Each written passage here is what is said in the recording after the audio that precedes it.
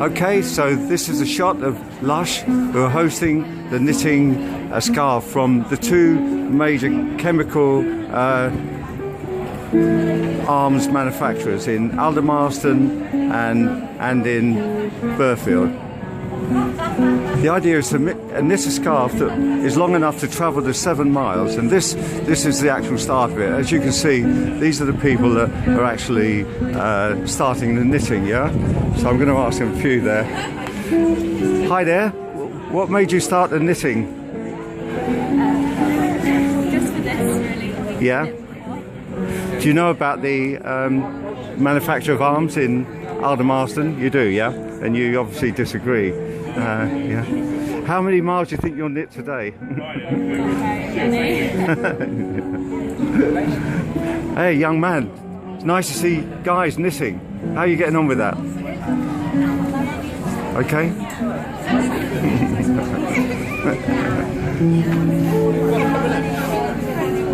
Hey, young lady. How are you getting on there?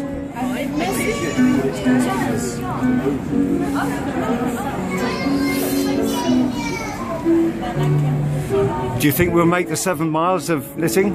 With all the people that are involved, we should. You're optimistic? I am. Friends of mine are doing it in Scotland. They're doing a fine job as well. You've got a big ball of wool there. How are you getting on with that? Okay. Right. Which end are you knitting from, Aldermaston or Burfield? I think from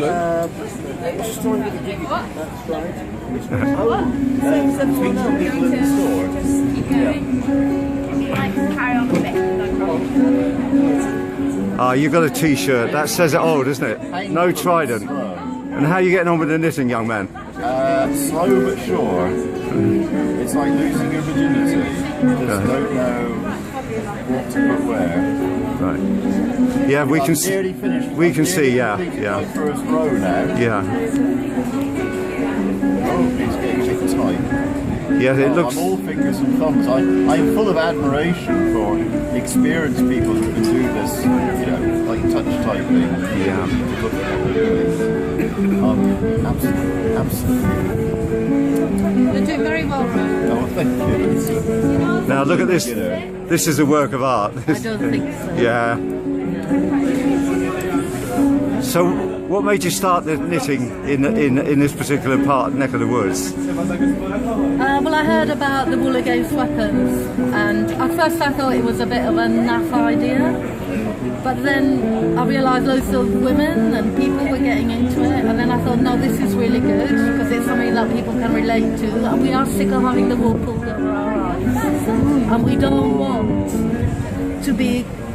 money to be spent on war. We want money to be spent on the NHS and health and people housing and a better standard of living. We don't need war. There's too many people suffering. That's so true. Such a worthy cause. Oh no, I've dropped a stitch. Right. Can I say, trident replacement is a very serious issue, but this is a very fluffy action.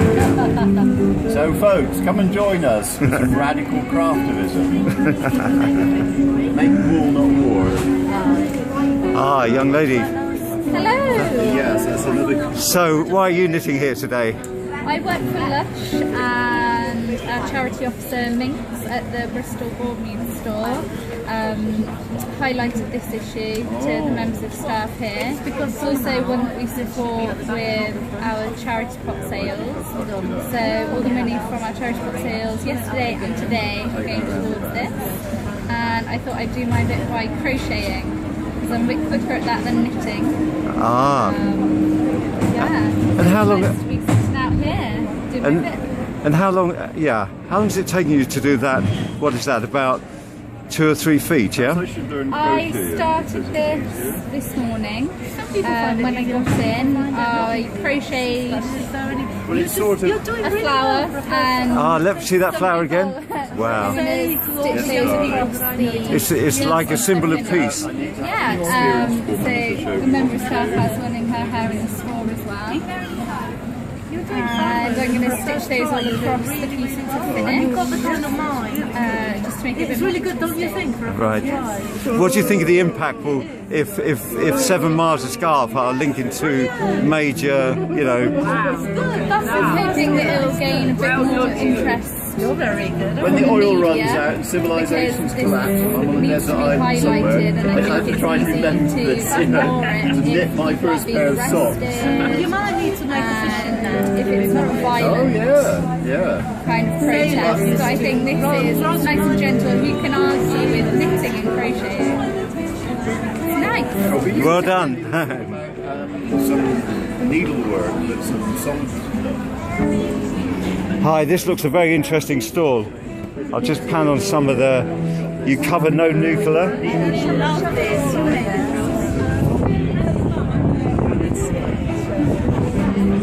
And this is a part of the scarf that it started. As you can see, it's a mammoth you know, attempt to kind of like bring attention to what is a very, very serious problem. I have a young lady here. What does this stall represent here? Today it's supposed to be representing wool against weapons, you know, so that people are knitting a 7-mile scarf to reach between the 2 atomic weapon sites, the Burfield and Aldermaston. And anyway, they're well on the way to doing their 7 miles because there's lots of, you know, a group of people there, you know, with just one small group, you know. Excellent. Wonderful. Wonderful. Today they've been knitting to add to it. Yeah. And what happens to this material, all of this knitted wool? What's going to happen to it in the end? Well, it's going to be made into a 7-mile scarf, and in the end it's going to be taken pieces and joined together to make blankets for people in need. So it's a wonderful, wonderful creative way of actually drawing attention and giving positive benefits to, you know, well done.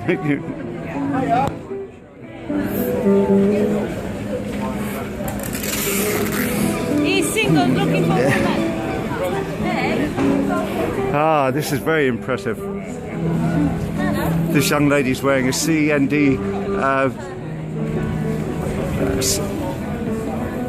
shirt and has very big needles there. Wow. Is this a knitting needle or crochet? It's a knitting needle. Oh, okay.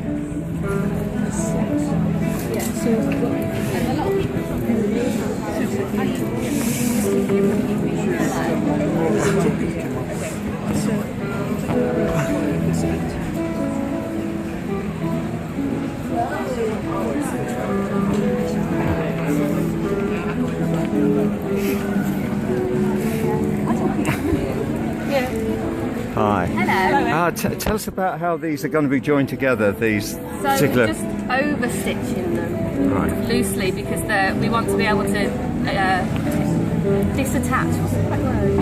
Detach Right. them, so we can make them into blankets to send overseas and for homeless shelters. Yeah, I mean, I noticed you got, you know, CND, anti-nuclear weapons, probably anti-every weapon, but, you know, do you want to talk about the cost of Trident, things like that, and how that could really, you know, benefit if the money was spent somewhere else? Well, obviously, well, perhaps not. Obviously, I think that even if they were free, nuclear weapons would be a bad thing to have. They're weapons of mass destruction. They can only be used for indiscriminate slaughter. There's no reason for any sane governments to own them or encourage their ownership. But also, in 2016, the decision's going to be definitely made on whether or not to spend £100 billion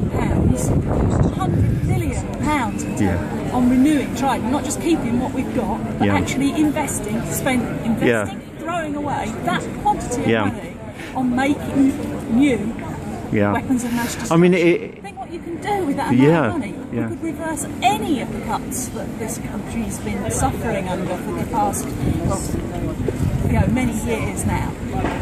So but even just as a pure financial point, it just seems a no-brainer. And Bristol contribution has just started. Way, look at that. I mean, look at these thousands of stitches. All look pretty perfect to me. So these people are not only kind of using, you know, very important skills, and it's a sort of feminine side of demonstration, which shows that women know what they're talking about and what they're doing. You know what I mean? And that's very special as well. You know, so from, you know, nuclear devices to knitting, you know, that's a quantum leap, and you've made it. You know what I mean? The other thing about, of course, talking Trident, from what I understand, that there's the capability of our Trident capacity now, the capability of that is that it could, if they used it, kill 100, I think it's 45 million people, because it's 8 times bigger than Hiroshima, each warhead, and I presume the replacement one is going to be even more. So how does this make sense? How do we feel about a defensive weapon that is really a destructive one? Where is the... It's a weapon of mass destruction. Indiscriminate slaughter is the only thing you can do with a nuclear weapon. Massive area, and even more terrible in a sense, through time as well as space. Yeah. The effect propagates. Yeah. Well, It doesn't affect one generation, it goes right through generations that haven't even been born yet. yeah. It causes such horrid atrocities that it shouldn't be allowed to exist. Okay, well, I'm going to continue my rounds, and thank you very much. No worries.